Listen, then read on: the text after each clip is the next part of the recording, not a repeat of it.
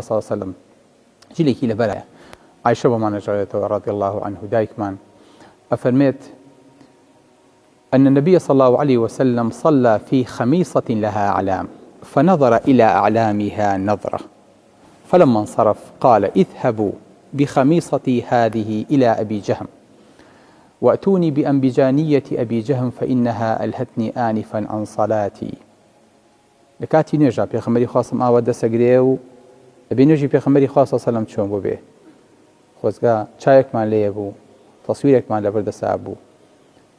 یاخود سۆرەیەکمانە بوو بزانین پێغەمبەری خۆسەم چۆن نوێژی کردووە کە ئاوا نوێژەکات سەیری جلی و بەرگەکەی ئەکات هەندێک ڕەنگا و ڕەنگی تایە دوایی کە سەلامە داتەوە ئەیوێ بڕوا فەرمێ اذهبوا بخەمیسەتی هذه إلى أبي جهم ئەم جلە جوانم بەرنەوە بۆ ئەبی جەهم چونکە پیاوێکە هەدی پێغەمبەری خوای کردووە صلی الله عليه وسلم جلێک وأتوني بأنبجانية أبي جهم لسنن أبو داود هاتوك أنبجانية فالمي جليكي كردي بوا بلام جليكي زبر بوا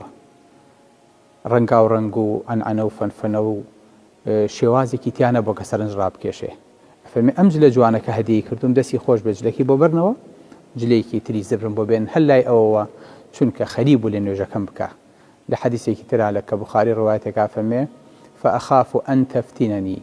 ترسام سرنجم دوور خاتەوە لە نوێژەکەم واتە پێغەمبەری خوا صلی الله عليه وسلم قبوڵی نەبووە جلێک کە بە شێوەیەک لە شێوەکان جۆرێک لە ڕنگ و جۆرێک لە بۆن و جۆرێک لە سەرنج ڕاکێشی تیا بووە پێغەمبەری خوا صلی الله عليه وسلم لەبەریکە